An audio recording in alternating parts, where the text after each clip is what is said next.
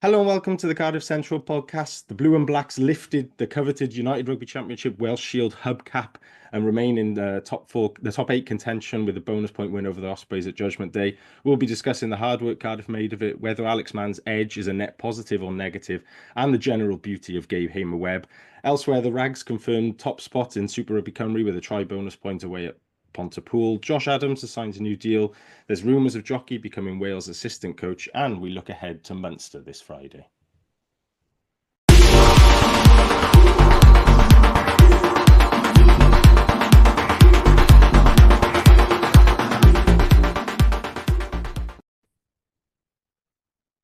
On the panel this week, I'm joined as always by Fraser Stroud. Fraser, how are you?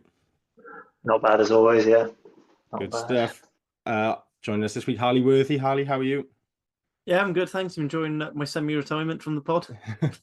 Good stuff. And Steve Coombs. Steve, how are you? Yeah, good.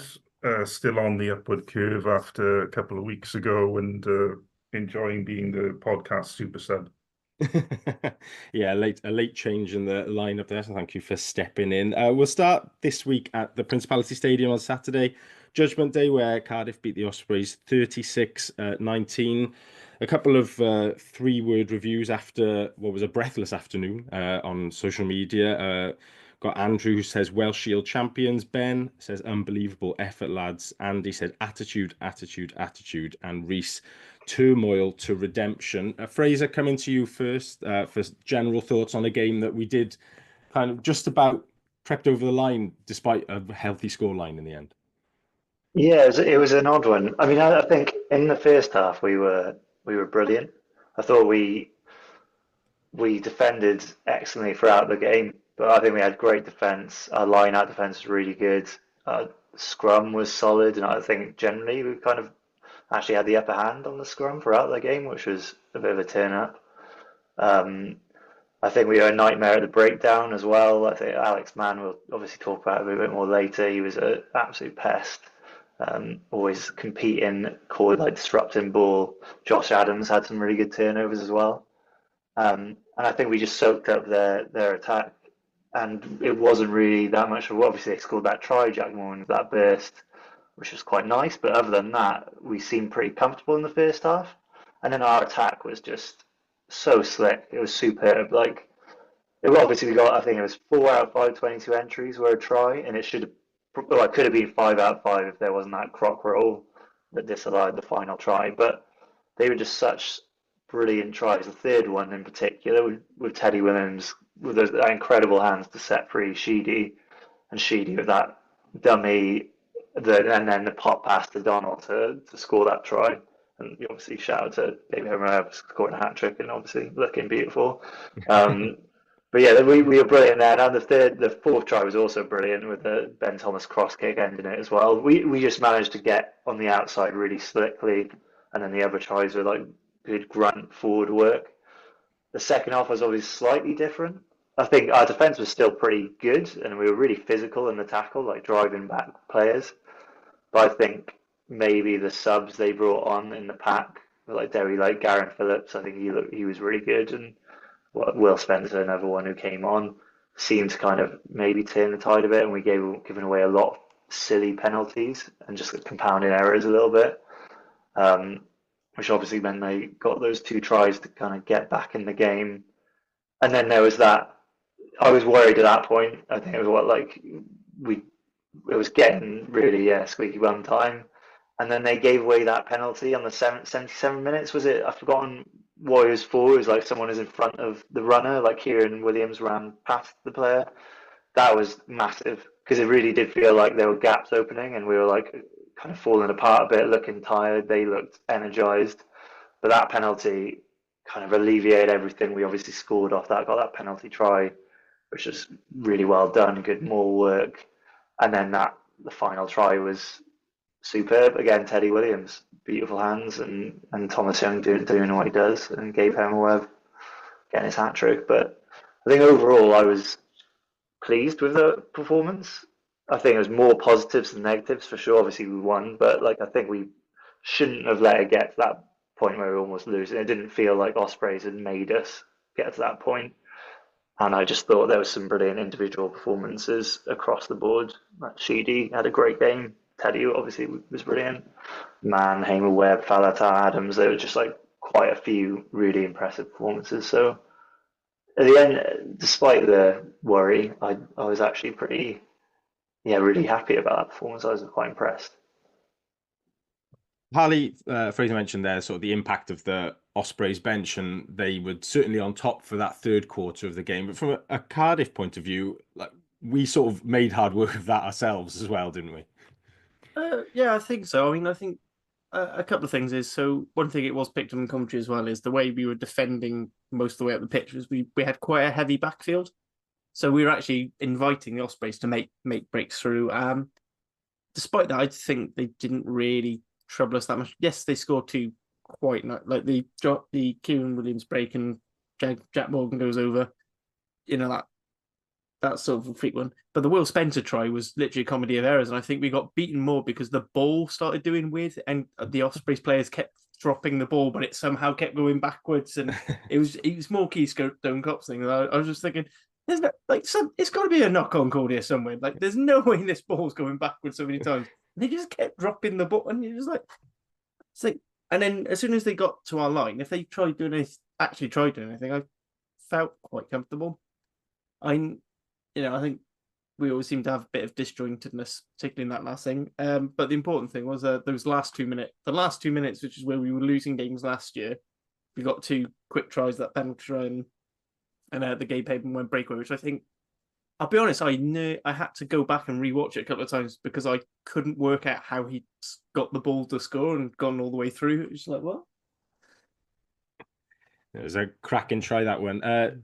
Steve, discipline is the sort of a theme again for Cardiff. It's been since Six Nations, really. We've had, I think it's 8 yellow cards in the games now since returning from international break, 3 on the weekend.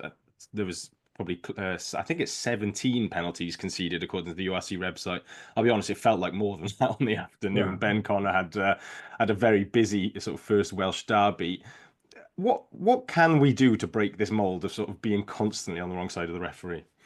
I mean, the fact is, we build our game to some extent around playing without the ball, so we kind of plan to be kicking, competing, and then we kind of know we're going to be spending a lot of time defending, and we become a team that's pretty good at that. But the fact is, if you're going to spend a lot of time defending, the chances are penalties are going to mount up, and the chances are that someone's going to slip and go slightly high on a tackle like Teddy did, although that was fairly early in the game. Chances are a bit higher that someone will stick a hand out and concede a deliberate knock on like Harry Millard did. So it feels like kind of baked in to the way we play. There's going to be a few yellow cards as well. Alex Mann's was just stupid, but I think that's just baked in with having Alex Mann in the team, and I quite like that bit of needle he has. Arguably, we could have conceded more yellow cards because none of those cards were for consistently giving away penalties. I mean, in Ben Connor's mind, the fact that for a lot of the game we were already down to 14 men might have swayed him against giving extra cards. So arguably, we got away with one there. If you're an Ospreys fan, you definitely think that. But yeah, I think it is to be expected with the way we try and play, with the way we defend, and probably something to be aware of, obviously, on Friday night as well, because Munster will keep the ball for a long time. It will be difficult to take the ball off them, so we're definitely going to spend a lot of time defending. Fraser, you mentioned Teddy briefly earlier. We had a question in from Rob on Twitter who asked, will anyone challenge Teddy for Player of the Year? I think on the pod we've already awarded the award to him. Maybe before Christmas it might have already been handed out.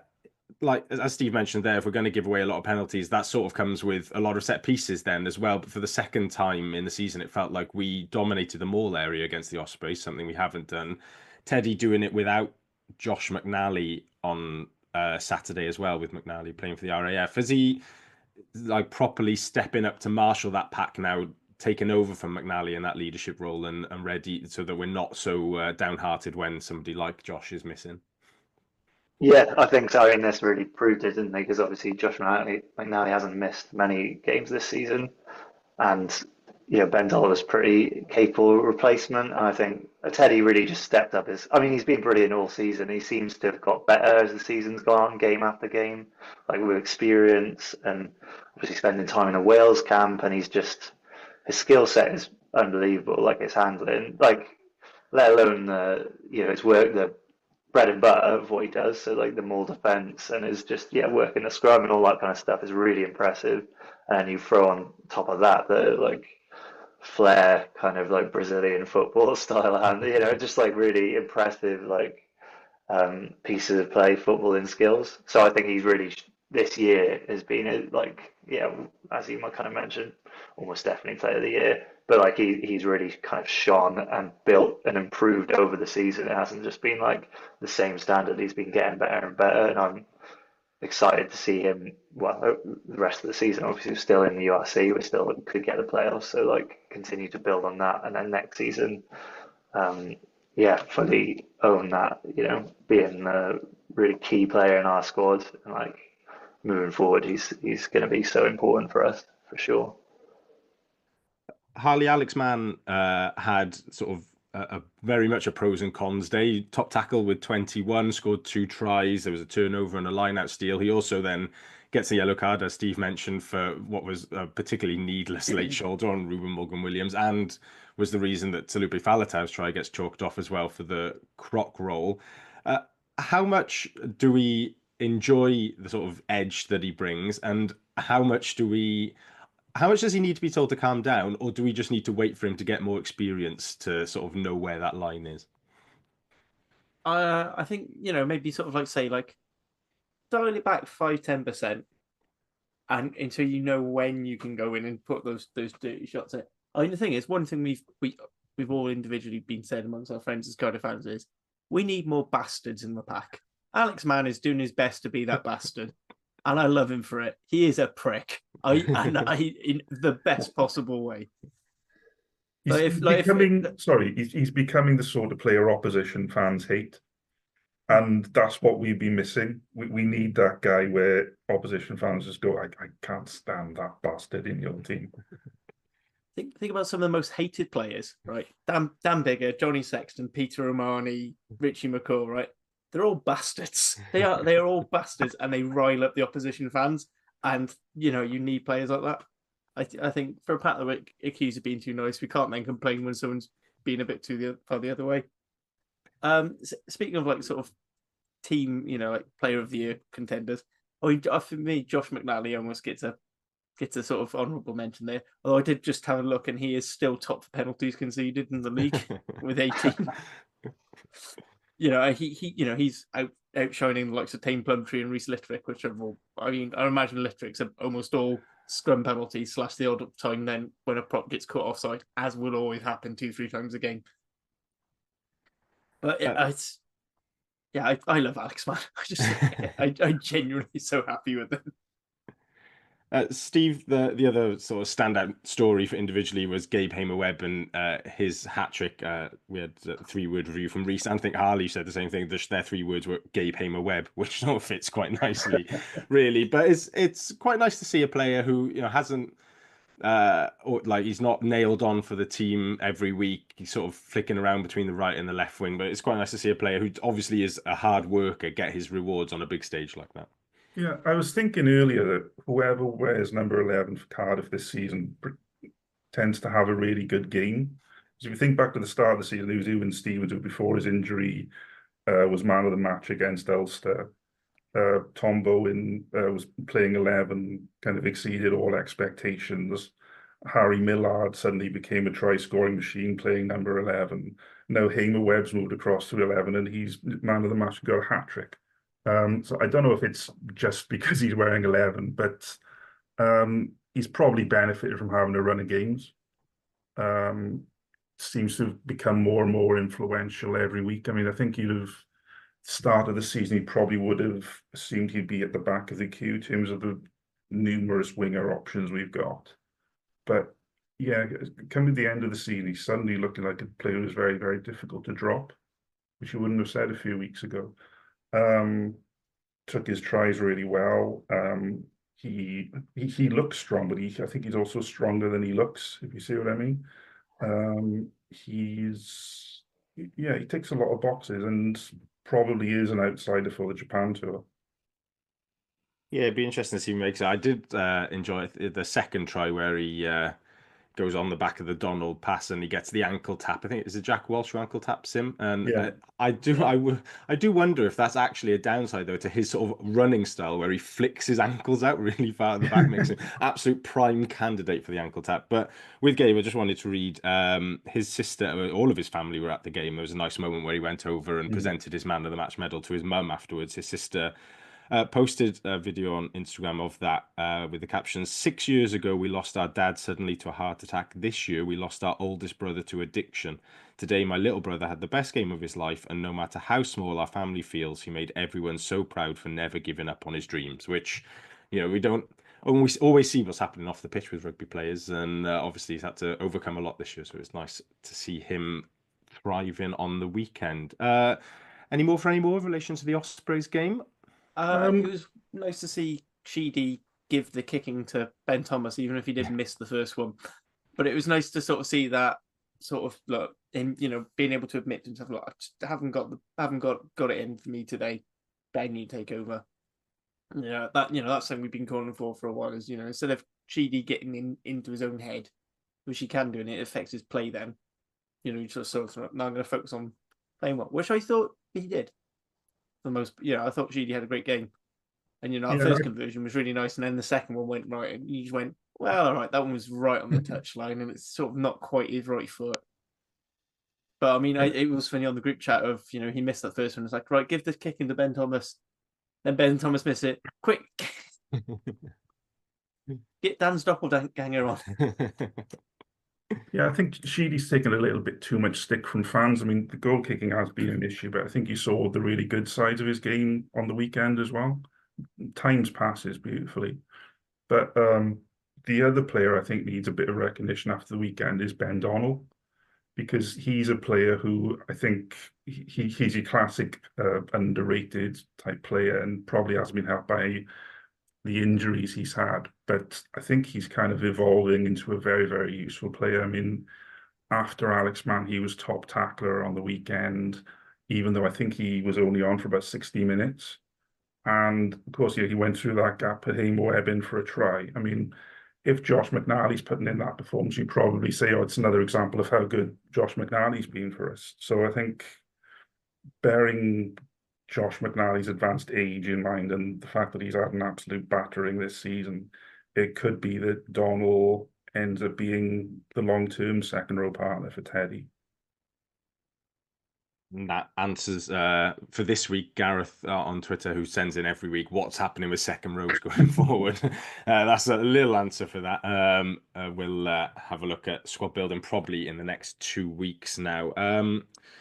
Going on to Rags Corner quickly then, as we've got quite a lot to get through in the news segment. The Rags lost 27-47 away at Pontypool on Saturday. A bit of a changed up team as it was the last regular home game of the season, and it didn't matter anyway because the try bonus point secured top of the table, although I'm reliably informed by All Wales Sport that Ebbw Vale would have had to score 19 tries against Swansea to actually jump us in the end, because I think they do it on tries scored rather than points difference in that league. Cardiff tries from Nathan Hood, Joe Goodchild, Ethan Lloyd and Joe Williams, 7 points from Harry Wild. Cardiff finished top on 77 points, 3 clear Ebbw Vale. Griff Rees on the Cardiff Pathway Twitter tweeting that across the league season there was at least 7 academy players in every matchday squad, and they used 16 players eligible for Wales under 20, which I think ticks the boxes of being successful and also development pretty strongly. Cardiff now have a weekend off whilst there's the first round of the playoffs between the bottom few teams in the league. They'll play the winner of Bridgend versus Swansea, which is taking place in front of the S4C YouTube cameras on Thursday night. And one of the pathway bit, Wales under 18 finished their under 18 Six Nations series with a third win out of 3, beating Italy 41-39 on Friday morning. Cardiff players Alfie Prigodzic, Bailey Cutts and Reese Cummings started, with Dylan Barrett, Gabe Williams and Lloyd Lucas coming off the bench. Prigodzic and Cutts both scored a try. A very successful trip to Northern France for them. Obviously, Josh Turnbull on the coaching staff there as well. at this point of the pod, then, if you are enjoying what you're listening to, please feel free to like and subscribe on whatever podcast platform you're listening to, or if you're on YouTube, subscribe to the Rap channel. Plenty of stuff going out all the time at this busy part of the season. The women's pod, SRC guys doing their roundup and looking ahead to the playoffs, and all the individual club teams, as well as the main Rap with Harley's lovely face here, if you want to see more of that as well. Then going on to the news for us. First piece of news last week, Josh Adams was announced as signing a new contract, the first bit of news sort of post-administration coming out, with quite a statement signing there with our sort of one of our only British and Irish Lions and senior Wales internationals. Harley, I think probably pretty pleased that a player like that is hanging around. Yeah, absolutely. I mean, for a start, he's pretty much the definition of what was a marquee signing. He's the sort of player that young kids will get excited about and will flock to him when they open up the gates on the cap and let everyone onto the pitch. And unlike a lot of Wales squad members who've gone back to regions in the past, you can't deny he's not. You can't say he hasn't been putting the work in, because his try scoring record for us has been fantastic. And he always gives a good account of himself. I don't think he misses that many games unless he's injured. There's usually the one or two either side of the thing. And when he's there, he's doing well. I thought he had a fantastic game just doing the nitty gritty stuff to allow Gabe to shine. Yeah, exciting player. I know he's probably going to be on the higher end of the budget, but I think he is someone who is worth that, because again, I think he's a player that fans get through. It'll be interesting. I think this probably means Faletau we won't keep, because I couldn't see a world where we kept both him and Faletau. No offense to Faletau, but I think he's earned his one last season in Japan, or going over to MLR or something for lols, and just go have a nice easy run. Felipe has had a hell of a shift, digging balls out of retreating scrums for Dragons, us, Wales, and Bath, and anyone else who's happened to play for. Yeah, you say nice and easy, but the most recent link is Provence in Pro D2, which I that doesn't sound easy at all to me. I think I would avoid that like the absolute plague if I was him. But at least it gets some Thomas money Francis for it, so. is making that pack go forwards Well, reasonably well. So it's easy. It's easier. An armchair ride from Francis. Another piece of news then that's come out today, as we're recording on Tuesday evening. Wales Online are reporting that the Dragons are sniffing around Mackenzie Martin. He's still got a year left on his current deal at Cardiff, but so obviously this sort of weird grey area at the moment where players can potentially sort of get out of their contracts as they 2P over from the old legal entity of Cardiff Rugby to the new one as a subsidiary of the WRU. I'd heard that he was a bit unhappy. I think I've mentioned it on the pod sort of briefly a few times, that he's not been too pleased about his lack of game time, and obviously he's been playing a lot for the Rags in the second row recently. Fraser, we had two comments on this on socials. Gareth asked, why is he getting so little game time? And then Ben asks, what do we make of him going to the Dragons? He's a player that we'd much rather hold on to than not, I'm guessing. I think so. I think there's a lot of potential in him to get better and to build. He's only 21, he's young, really young. He's still building, still growing as a person, and he has a huge potential to fulfill.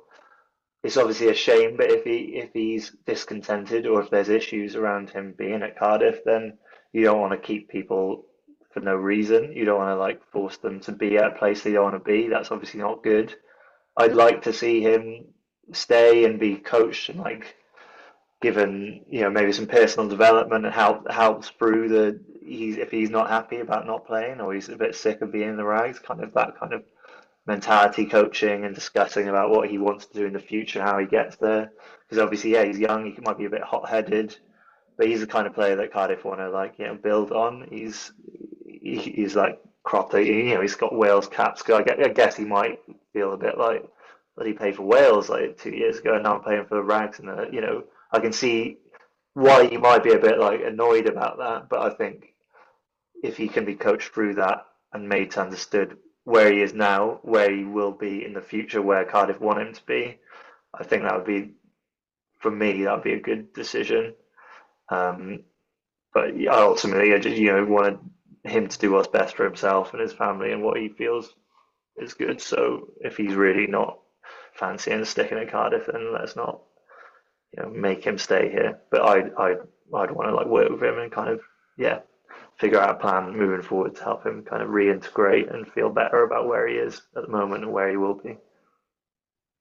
I mean, Yeah, the other thing is, though, I mean, he's only 21, so if he goes to the Dragons for 2 years, he'll still only be 23 when he comes out of contract, and he could come back a better player. So in the long run, it could work out for us. As Fraser says, if he's not getting game time, wants game time, then you can't really hold it against him if he's going to take an opportunity if they're telling him that they are going to play him. absolutely. Although he would have Wainwright ahead of him, of course, if he wants to play number 8. It's a lot of options in that Dragons back row. A lot of young guys coming through as well. That they've re-signed and that from the under-20 setup and bringing new guys in from this year's under-20 setup as well. I think, from my point of view, I think if the club just need to be sitting him down and saying, look, as we mentioned, Faldhaus probably off this summer, and Lawrence has done a really good job for us, no doubt in that. I think everybody knows what a solid option he's been, but he's 27 at the start of next season. He's probably approaching his ceiling in terms of where he's going to go progression wise. Big Mac undoubtedly has a very high ceiling in terms of the power and explosiveness of his carrying game. So I don't think, as much as it might become another sort of De Beer Sheedy almost scenario where everybody really enjoys Lawrence and wants to see him carry on playing, if they sat down and said to Big Mac, look, you'll be the starting 8 at the start of next season and we're going to back you from there, then hopefully that would be enough to keep him and get him on board with his own career progression alongside the future progression of the club as well. It may link into the last piece of news, though, that as we're going to cover today. I think that to stress before getting into it, this is purely sort of rumor at the moment. There's no genuine I don't think Steph Thomas has written it in terms of Matt Sherratt definitely will be the assistant Wales head coach, but he has put out an article that states that Steve Tandy is being approached by the Welsh Rugby Union to be the new head coach of the men's national team. Within that, then, there's a question mark over whether Tandy will be available for this summer's tour. And if he's not, then it seems set that Jockey and Danny Wilson are going to take Wales team to Japan. And a footnote of the article was that Tandy is believed to be eyeing up a move for Jockey as his attack coach going forward. A bit of comment on this on social media and in response to our tweet for questions. Morgan asks, could he do the job side by side? And Steve, JHM makes a similar point to the one that you made on Twitter yesterday, that Dan Fish is a possible replacement there if that was the case and Jockey were to move on and we could promote somebody like Gethin Jenkins to head coach and bring Fishy in. I suppose the question is not so much about whether we think it'll happen or not, but if it were to happen, would it be, it's obviously a disappointment, but is it the end of the road for this Cardiff rebuild, or has he built something that could continue without him? I wouldn't say it was the end of the road because I think he's put really strong foundations there. First and foremost, he's put really strong foundations down for himself. He's built a coaching team around what he wants. He's beginning to build a squad around what he wants. And that's, there's plenty there that could be taken on by someone else. Ideally, obviously, we wouldn't want to lose him. I think if he did go, the likelihood probably would be that Gethin Jenkins would be promoted. I think he'd want to go for continuity and so promote from within. I think Gethin Jenkins was the official head coach for the Leinster game when Jockey wasn't here. And then I think, for an attack coach, I think Dan Fish kind of picks himself. It's kind of meant to be that at some point Dan Fish is going to be coaching the Cardiff senior team. For lots of reasons, for continuity as well. He knows a lot of the players. He's been successful with the Rags. The Rags play a very similar style of play to the first team. And also one big strength Matt Sherratt has had as a Cardiff head coach, and one reason why it turns out he's been the ideal head coach for us is he understands the club very well. So you'd want someone else who has that kind of knowledge and understanding of the club there. And I don't think you could get anyone better than Dan Fish, the most Cardiffian person in existence. So yeah, I'd totally be down with Dan Fish being promoted, but like everyone else, I really wouldn't want us to lose Matt Sherratt. And I think it'd be a little bit a slightly odd move for Wales, or slightly odd move for Steve Tandy, because obviously Sherrod has proved that he is an excellent attack coach, few better. But if you were Steve Tandy, would you want your assistant to be someone who is just doing your job? That feels like a weird dynamic. So yeah, let's see what happens. Hopefully he stays. Yeah, I think the other thing to add there is that there was a few calls when that came out on social media about internal promotions and people saying, oh, this would be the time to go and really invest in a major head coach, but probably is not the right time actually for Cardiff, with no chairman, no board, and a CEO who. That's the thing, isn't it? I mean, before we start talking about who's going to coach the team, we don't have a board yet. Yeah. First things first.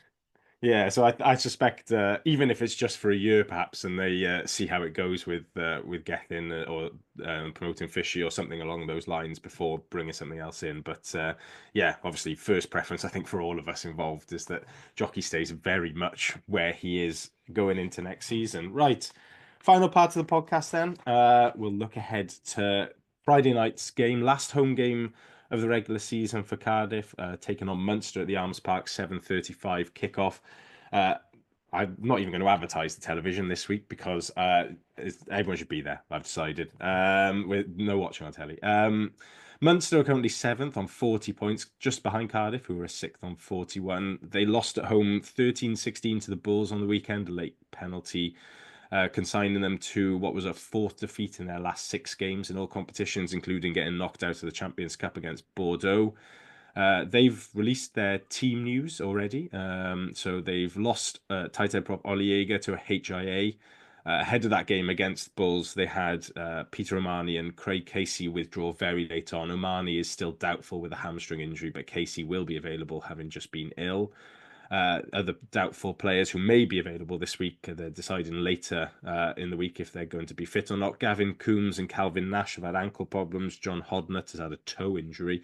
Dermot Barron and Stephen Archer have had shoulder problems, and they've got quite a lengthy long-term injury list, including Mike Haley, Jeremy Lockman, Billy Burns, Dave Kilcoyne, and Edwin Adogbo. Last time Cardiff played Munster was last March, a 2015 defeat at Thomond Park with tries for Ben Thomas and Thomas Young and the boots of Tina Stabia and Jacob Beetham, earning us a brave losing bonus point. Last time we played them at home was way back September 2022. A 2013 win for Cardiff. Max Welling, Chris Dacey and Alid Summerhill on the scoreboard. Jared Evans' boot helping us to that one as well. The press conferences have been done a little bit earlier this week. Matt Sherratt has called for our best performance of the season for this one. Fraser, just how many levels do we need to go up from Saturday in order to win on Friday night? I don't know. It's a tricky question. I'm not going to pretend to know much about how Munster have played this season. I think like Harley and Steve will probably have better insight to that.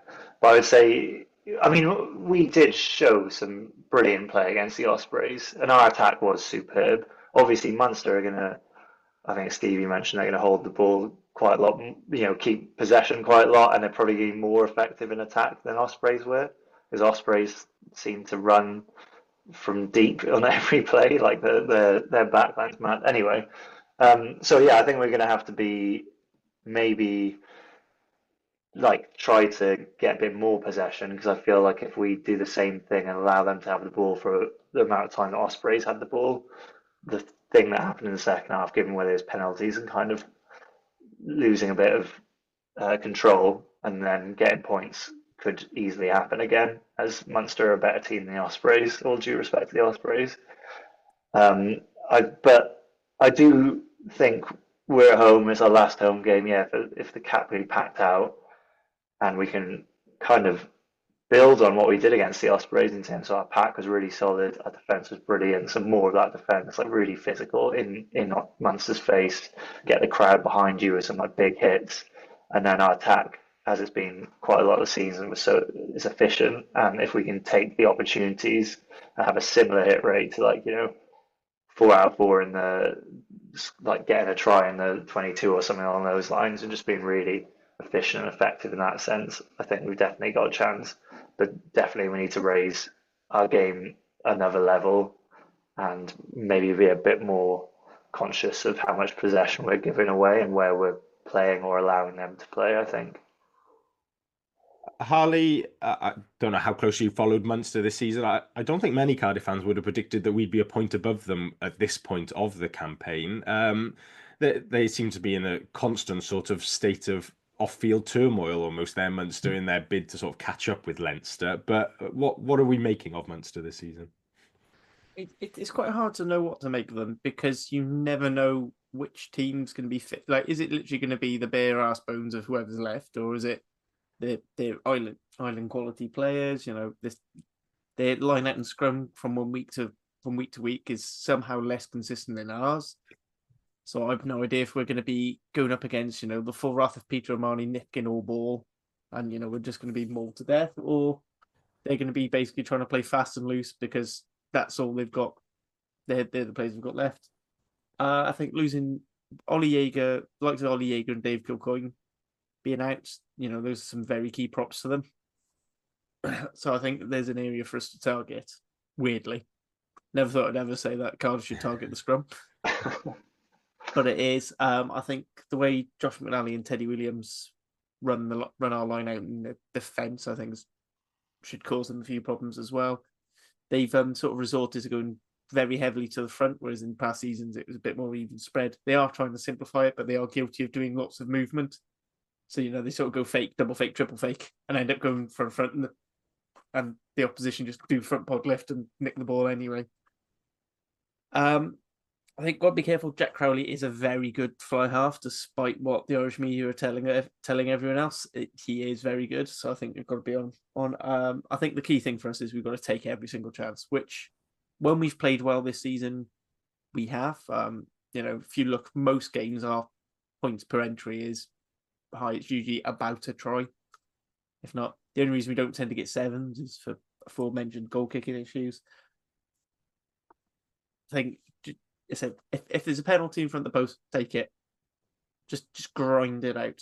Munster will not go away, so you can't afford to not keep that clock ticking over, because it is the very classic Munster thing of they will fight till they're all dead, and they genuinely do. Steve, the club put out one of their heat maps of the ground earlier. It seems very much on the way to a sellout. Ben Thomas and Jockey both referenced how important the crowd getting behind the team is on Friday. Is it a cliche, or like is it a genuine sort of extra few percent when the Arms Park properly gets going under the lights on a Friday night? Oh no, it's not a cliche. It's absolutely massive. It visibly makes a difference to the players. I really hope Peter O'Mahony plays, because I think Peter O'Mahony versus Alex Mann in front of a sold-out Friday night Cardiff Arms Park could be worth the price of admission in its own. It's going to be like the Jedi versus the Sith if those two get clashed. But yeah, it's going to make a huge difference, and I think if you're not planning on going, you've made the wrong decision. Watching it on TV isn't going to be ideal. I think this is one you really want to be there. I've got a feeling there's going to be a really big performance coming from Cardiff, because there's the motivation of the league placing, but also, you know, it's going to be the last game for a number of players. We haven't had any confirmation on how many will be leaving because of retirement or just because of moving on to other clubs. But there's going to be a lot of emotion Friday night, and I think it's going to feed a big performance from Cardiff. Getting on to team selection then. There's going to be a few sort of question marks over this one about what if so-and-so is fit. We saw Josh Adams limping off with what appeared to be some sort of groin issue on Saturday afternoon. Liam Belcher looked a bit banged up going off as well with about 10 minutes to go. The club haven't put out any training footage or anything like that. I suspect purposely this week to try and keep that as under wraps as possible before the team announcement, try and avoid any sort of extra edge that Munster might have in terms of knowing what they're going up against. But I think for the purpose of this, we'll assume that Josh Adams is probably out. It looked like anything that forces Adams off is usually pretty severe. He likes to battle on for as long as possible if he can. We'll also assume the likes of Ray Lowe, Jacob Beetham are still out, those who were sort of maybe shorter term injuries and we haven't heard about. So, Harley, I come to you first for front row. Prop wise, we know the four it's going to be. It's going to be the same four again: Doma, Southworth, Litterick, and Azarati. They started big on Saturday with Doma and Azarati. Are we thinking on the front row again to tackle Munster from the start? I think that's definitely a good way to go for your strongest props. The one thing I'd be tempted to do is bring in maybe an Evan Lloyd from the start, just to have that extra physicality and carrying, because I think we are going to need to keep the ball a bit more than we normally do. But then again, if Belcher's fully fit, he's club captain, he should be starting. But I would like his experience in the dying minutes. If not, I would say I would be tempted to bring Lloyd on sooner than he came on Judgement Day, just to keep Belcher fit and fresh, because some of these players are going to have to go to South Africa, because we do have to go down there. And I don't think we've got a big enough squad to rest our full first team. Sounds good to me. Fraser, I suppose the back five question really after the weekend is, with McNally now coming back in, does he go straight back in, having missed a week of training and obviously played for the RAF? Or with Donald having gone so well in the second row, do you leave that as it was and maybe bring McNally onto the bench for this one? I'd probably start McNally, to be honest. I know, because he's been brilliant all season, and him and Teddy are a great pair. And Ben Donald definitely played well. He was really solid, but I mean, you could have him on the bench as the lock cover maybe, and him come on at some point. But yeah, I think McNally has shown his quality throughout the season, and let's continue drawing every last ounce out of him and get him on starting the match, I reckon. That was good. Steve, open side, there's sort of continual calls for Young to start, but every week it's just working very well with him coming off the bench and adding that impetus. I also thought James Botham was excellent, got through a mountain of work on Saturday. Is that the way Cardiff are going now with the back row? They're sort of settling into this, maybe not as overly like massively mobile, and they're still athletes, obviously, but they haven't got the mad levels of dynamism that Thomas Young has got. Maybe sacrificing that for being a bit more physical in contact. Is that working quite well for us? Yeah, it does feel like there's been a little bit of a change, and maybe that's partially what's behind signing Tane Basham, going for a slightly bigger back row or slightly bigger flankers at any rate. Young has operated very well as that super sub in the last 20 minutes of the game. I mean, we saw on the weekend, definitely. I suspect maybe for this one, you kind of go back to starting with Young, only because we might want to put a bit more pressure on ourselves to win turnovers and take a bit of momentum out of Munster earlier in the game. So I could see possibly Young starting for this one. But then very, very difficult to argue against the back row from the weekend, because they were excellent. Alex Mann, first name on the team sheet, definitely. He definitely plays. Faletau, of course. Yeah, I think I'd go with Young starting and Botham on the bench, but I'd have absolutely no issue with Botham starting. Any strong opinions anywhere else, or are we happy to keep it as it is? I quite like that. I mean, the only thing I would have said is maybe moving Donald to 6, just to add that bit more heft, is the only thing I'd have been tempted to do. This game has Alex Mann written all over it, I think. Watch him get a red in like 2 minutes. Yeah, Swing at someone, gets sent off. Don't touch wood. This has been our first season without a red card for like 4 years. I think we all know who to blame if we get a red card on Friday. Yeah, Fraser. Okay, Moving into the backs then, I think if we assume Lilo's out and Millard stays at outside centre for now, the winger question then, obviously we mentioned that Hamer Webb looked very good off the left wing earlier, but Jockey does like to have his more physical guys on the right wing. Is bringing a sort of Bowen or a Grace onto that right wing an option, do we think, Fraser? Or do we move Hamer back to the right wing and then bring one of those guys onto their left wing as the more smaller and nippier winger? I think probably you put Gamer Webb on the right wing. He's got a body, won't quit. He's he's a big guy. I think he should start there. And then I think either Grace or I'd probably plump for Bowen on the left wing. I know we talked about him starting the last game against Ospreys, but I just love watching him. So I'd probably go Tom Bowen and then shift Hamer Webb to the right hand side.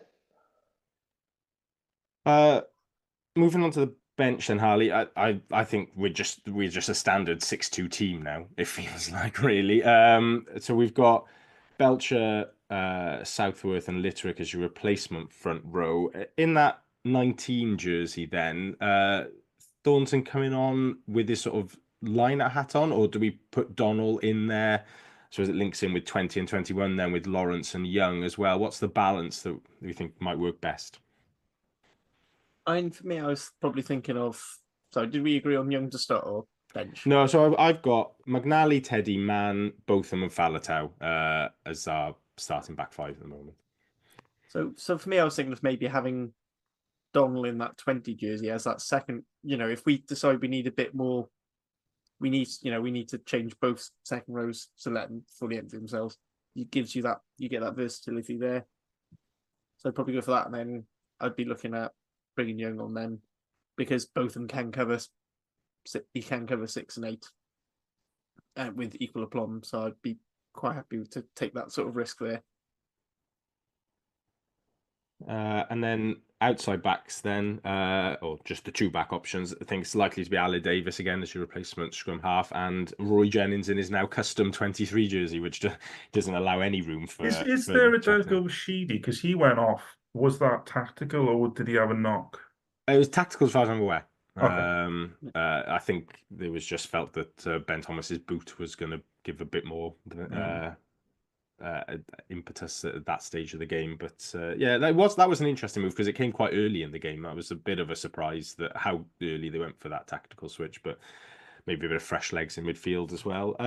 Any general last thoughts on the team before I run through it? My big worry is 13.